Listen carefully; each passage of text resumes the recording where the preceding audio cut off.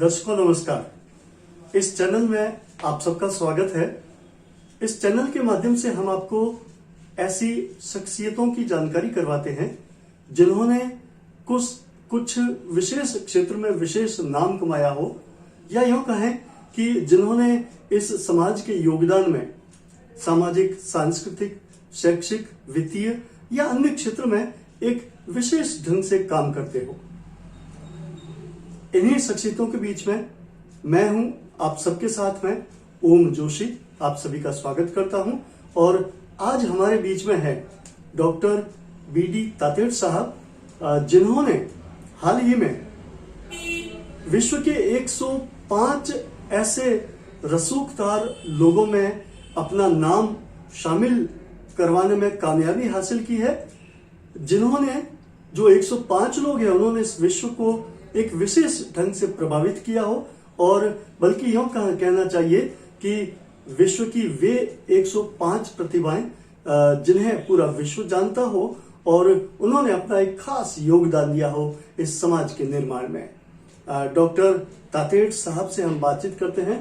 Doctor BD Tated साहब, आपका स्वागत है। और बहुत खुशी मिलती है मरुधरा की इस माटी को कि आपका नाम उन लोगों में शामिल हुआ है जो विश्व के खास 101 लोग हैं, और 101 लोगों में आप शुमार हुए हैं। हमारा सीना बड़ा गर्व से फूलता है। सबसे पहला प्रश्न तो आपसे ये कि आपको कैसा लग रहा है?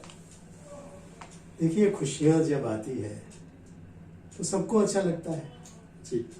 बसंत आता है तो किसे खराब लगता है? बिल्कुल। पर्व आते हैं, उत्सव आते हैं, खुशियां आती है, तब सबको अच्छी लगती है जी। आप अगर काम कर रहे हैं तो उससे या तो आपको खुशी मिलेगी जी। और अगर आप काम इस तरह का कर रहे हैं जी। तो सब लोगों को खुशी मिलेगी। जी। तो मेरा मानना ये है कि ये खुशी हम सबकी है। बाड़मेर की, इस राजस्थान की, इस रेतीले प्रदेश की माटी की है, सबकी खुशबू है उसमें जी। क्योंकि जिस स्थान को, जिस थार को लेकर के, रेगिस्तान को लेकर के लोग कई तरह की बातें किया करते थे कि बाड़मेर काला पानी है, जी। आप जानते हैं अच्छी तरह से। बिल्कुल।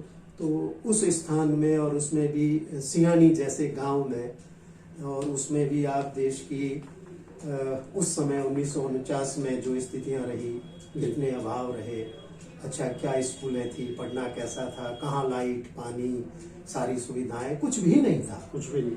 तो ऐसे में अगर आप कुछ कर जाते हैं, सिहानी से 8वीं पास करने के बाद बाड़मेर आए, यहाँ भी उस समय सुविधाएं इतनी नहीं थी। हाँ।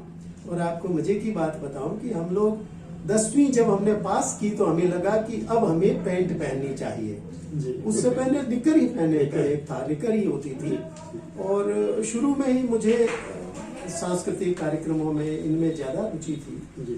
तो कल्चरल प्रोग्राम वगैरह करते थे, और उस समय हमारी देखिए साइड उस समय कमीज हुआ करते थे। हाँ। और कमीज के आगे का भाग होता था, उसमें फिर मैं इनाम भर के और ले जाता था, झोली भर के जी, होता था। जी। तो उस समय से ही आपका लगाव रहा है, वो लगाव रहा है इस क्षेत्र में। उसके बाद जो कि 11वीं पास करने के बाद BSTC करी और अध्यापक लग गए जी। और उस समय नौकरियां बहुत इजी मिल जाती थी। बिल्कुल। गाँवों में रहे, 4 साल गाँव में रहे। अच्छा, गाँवों में भी कोई सुविधाएं नहीं, वही उस समय लालटेन था, पहले चिमनी लालटेन, उससे ग्रेजुएशन किया। बिल्कुल।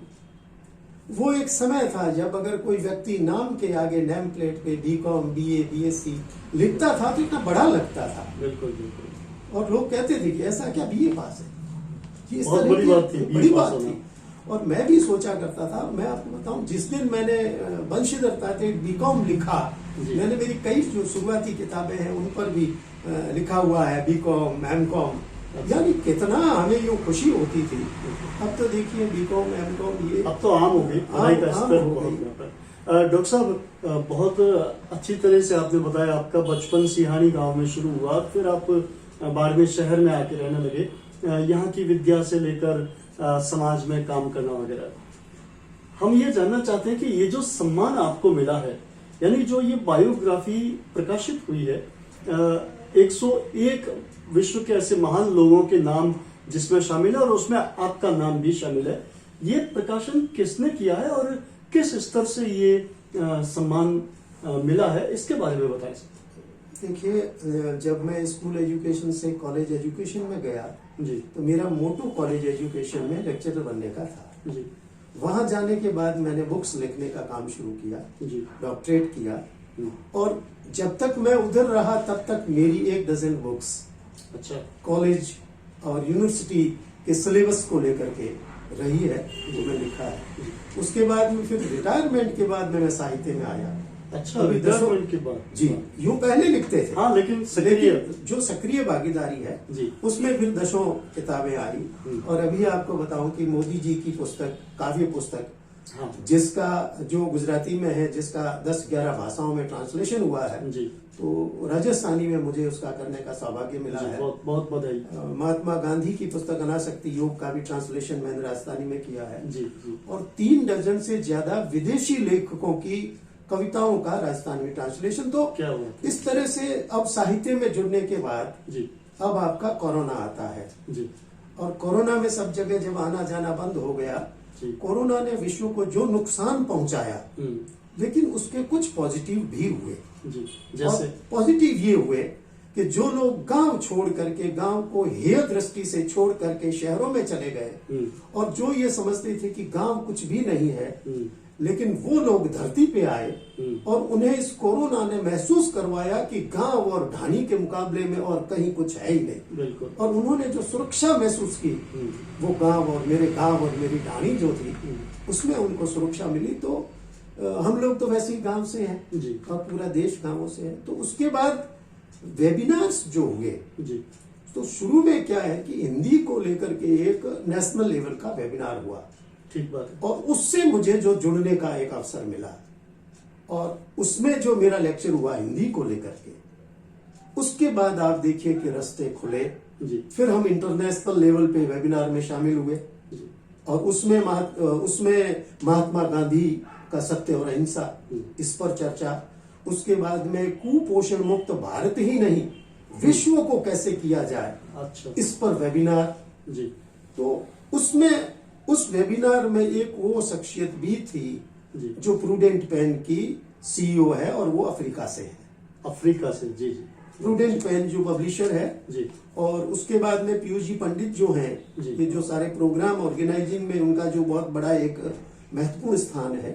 तो आप ये देखिए कि जब मुझे ये कहा गया कि आपकी बायोग्राफी, चूंकि मेरे वो लेक्चर सुन चुके थे वेबिनार में, और उनको लग रहा था, और जब मेरा काम उन्होंने देखा, जी, तो उनको लगा कि इस व्यक्ति को भी शामिल किया जाना चाहिए। जी, और खुशी की बात यह है कि आप अगर वर्ल्ड के 101 लोग, जिसमें golden book of the earth, golden book of the earth, ये उस पुस्तक का नाम है जी, और उन लोगों को इसमें शामिल किया गया है जिन्होंने दुनिया को मोटिवेट किया है, इंस्पायर्ड द वर्ल्ड, एक नया रास्ता, जिसमें प्रधानमंत्री जी हैं, अच्छा। हमारे देश के प्रधानमंत्री जी हैं, जी, दूसरे 25 देशों के राष्ट्राध्यक्ष और प्रधानमंत्री और राष्ट्रपति हैं, जी, जी, अच्छा, कई नेशनल इंटरनेशनल खिलाड़ी हैं, हाँ। फिल्म एक्टर हैं, सोशल एक्टिविस्ट हैं, सब तरह के लोगों का जो सिलेक्शन हुआ है। मतलब कहना चाहिए कि विश्व का एक ऐसा समूह जो इस समाज को एक नई दिशा देता है, अलग तरह से सोचने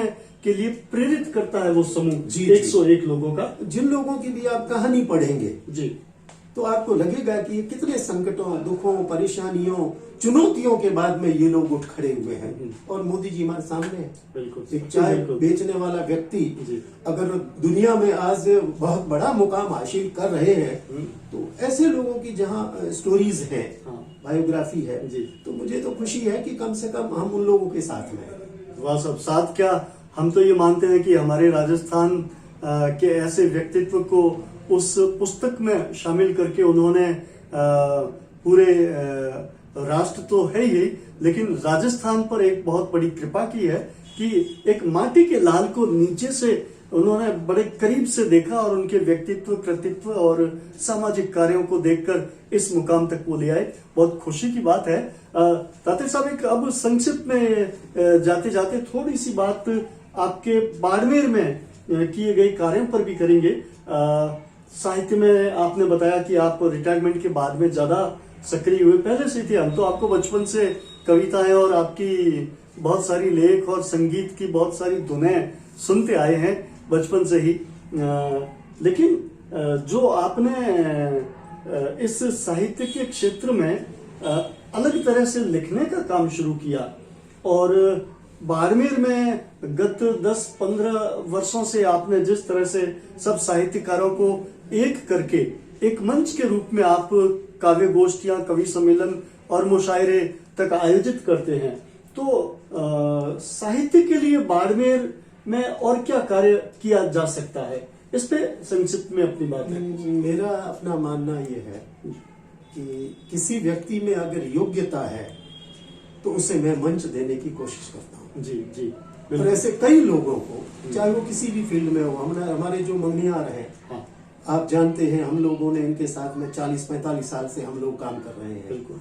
उसके साथ में आप भी एक वरिष्ठ साहित्यकार हो, यहाँ कई नए साहित्यकार आए हैं और हमने बिना किसी भेदभाव के, जबकि ऐसा होता है कि वरिष्ठ साहित्यकार नवोदिता को कभी भी अपने बराबर नहीं बैठा, आगे नहीं आने देते, आगे नहीं आने देते, मतलब बराबर नहीं बैठाते। बिल्कुल, बिल्कुल। लेकिन आपने देखा है कि हमने सारे यहाँ अगर 27 कवि हैं तो हमने एक मंच पर ऐसे कई कार्यक्रम करवाए हैं, बिल्कुल, छोटे से लेकर के बड़े साहित्यकारों तक भी उसमें शामिल रहे। आप भी खुद उसमें मुझे भी सौभाग्य मिला है, तो उसमें रहे हैं। बिल्कुल। तो मेरा मानना ये है कि योग्य व्यक्ति को, देखिए मेरे से भी दुनिया में बहुत योग्य लोग बैठे हैं, जी, जी। लेकिन मंच किसको मिल जाए, बस बात वही ये एक सौभाग्य की बात है। बिल्कुल। और दूसरी बात यूं मैं कहना चाहता हूं कि आप काम करते रहिए। जी। ये जो स्थितियां मैंने देखी है जी, और जो सम्मान है, जी, मेरा अपना कुछ नहीं, मैं तो वैसे एक सामान्य आदमी हूं। और मेरा मानना यह है कि अपने देश में काम को कम देखा जाता है, व्यक्ति को देखा जाता है, रिश्तेदारी को देखा जाता है, जाति को देखा जाता है। लेकिन आप अगर विश्व मंच पर जाते हैं तो आपके काम को देखा जाएगा और उस काम की वजह से ही अगर मुझे कुछ मुकाम मिला है तो वो मेरा काम है।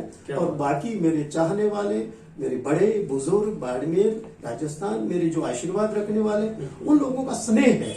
और मैं तो आपको ये कह रहा हूं कि मुझे जो आशीर्वाद और स्नेह जो मिल रहा है वो ही मुझे जिंदा रखे हुए है।